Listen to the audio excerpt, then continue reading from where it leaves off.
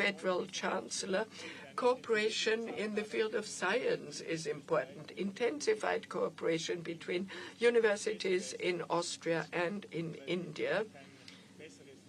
There is no better means of bringing different cultures and civilizations together than to ensure that young people can meet, have encounters in many ways. If you're working together on projects, learning on projects, experiencing technological progress and further developing it, this is particularly important. India has fascinating projects, and Austria has built an impressive level of know-how. So in the field of science and research, we want to intensify our cooperation. 41 years ago, that was the last time a prime minister of India visited Austria. I'm particularly happy that we are able to further build and develop cooperation with the world's biggest democracy in the interest of a good future for future generations. Thank you very much.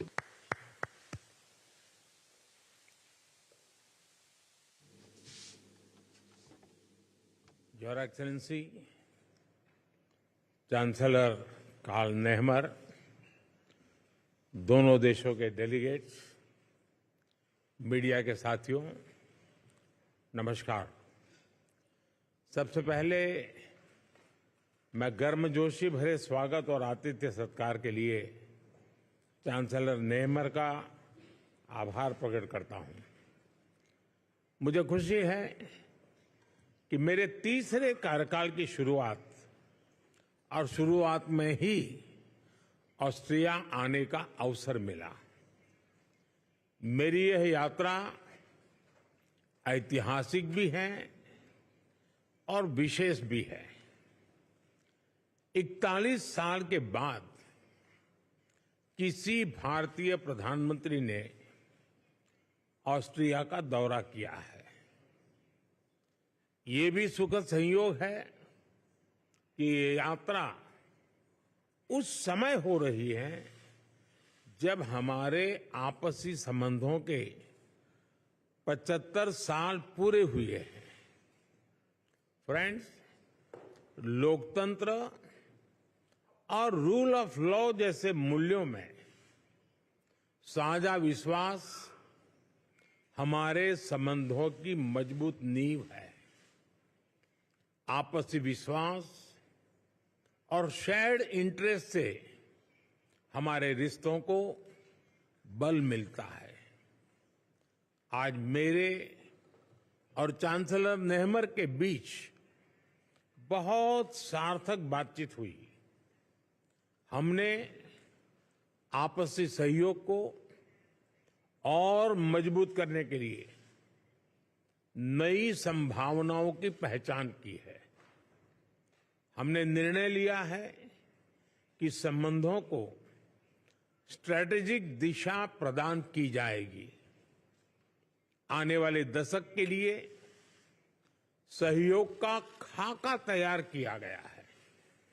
यह केवल आर्थिक सहयोग और निवेश तक सीमित नहीं है। इंफ्रास्ट्रक्चर विकास, innovation, renewable energy, hydrogen, water and waste management, artificial intelligence, quantum जैसे क्षेत्रों में एक दूसरे के सामर्थ्य को जोड़ने का काम किया जाएगा। दोनों देशों की युवा शक्ति और आइडियाज को कनेक्ट करने के लिए स्टार्टअप ब्रिज को गति दी जाएगी। मोबिलिटी और माइग्रेशन पार्टनरशिप पर पहले से समझौता हुआ है। यह लीगल माइग्रेशन और स्किल्ड वर्कफोर्स की मूवमेंट में सहयोग देगा।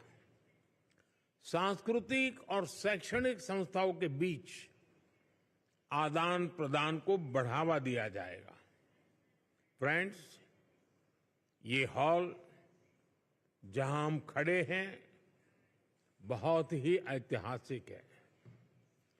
19वीं सदी में यहां ऐतिहासिक वियना कांग्रेस होस्ट की गई थी।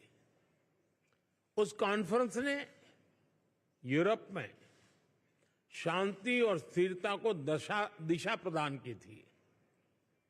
मैंने और चांसलर नेहमर ने विश्व में चल रहे विवादों, चाहे यूक्रेन में संघर्ष हो या पश्चिम एशिया की स्थिति, सभी पर विस्तार में बात की है। मैंने पहले भी कहा है कि यह युद्ध का समय नहीं है। समस्याओं का समाधान रणभूमि में नहीं हो सकता। कहीं भी हो, मासूम लोगों की जान की हानि स्वीकार्य नहीं है। भारत और ऑस्ट्रिया शांति और स्थिरता की जल्द से जल्द बहाली के लिए डायलॉग और डिप्लोमेसी पर बल देते हैं। इसके लिए हम दोनों मिलकर हर संभव सहयोग देने के लिए तैयार हैं। फ्रेंड्स, आज मानवता के सामने क्लाइमेट चेंज और आतंकवाद जैसी चुनौतियों पर भी हमने विचार साझा किए।